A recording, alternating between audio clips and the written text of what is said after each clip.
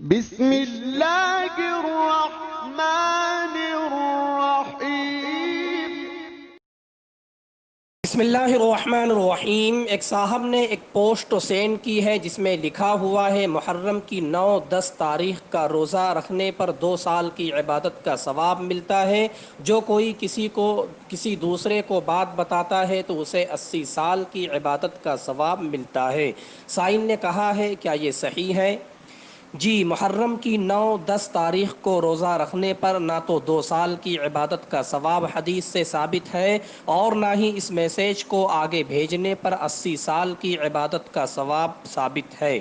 حدیث میں صرف اتنا ہی ملتا ہے کہ محرم کے 2 روزے رکھنے پر اللہ رب العزت گزشتہ 1 سال کے گناہوں کو معاف فرما دیں گے۔ دیکھیے مسلم شریف حدیث نمبر 2803۔